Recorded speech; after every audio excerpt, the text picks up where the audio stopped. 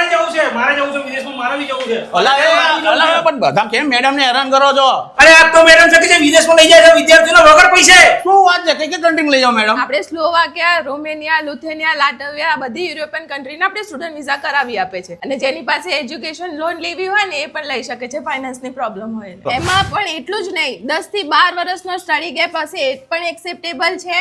અને જેટલી પણ વાર પણ રિજેક્શન આયા હશે એ પણ આપણે એક્સેપ્ટ કરીએ છીએ. એ લોકોને પણ આપણે સ્ટડી વિઝા કરાવી આપે. આ તો મેડમ તમે ભવિષ્ય તો છોકરાઓનું બનાવી દેશો સ્ટડી કરાવીને, પણ જેને જોબ કરવી એમના માટે શું? જોબ માટે પણ આપણી પાસે ઘણી બધી વેકેન્સીઝ છે. જે લોકો અહીંયા ટ્રક ડ્રાઈવર છે એ લોકોને પણ આપણે ત્યાં ટ્રક ડ્રાઈવરની નોકરી અપાવીએ છીએ. બરાબર છે. એમને બધા વિઝા આવ્યા પછી પૈસા આલો ને? અને વિઝા આવ્યા પછી એમને પૈસા આપવાના રહેશે. તો આવવાનું ક્યાં રહેશે બધાને? આવવાનું રહેશે આપણે વર્ધમાન ઓવરસીઝમાં, જે આપણે સુરત અને અમદાવાદ તો હતી, હવે ગાંધીનગરમાં પણ આપણી ઓફિસ ઓપન છે. પહોંચી જ જજો.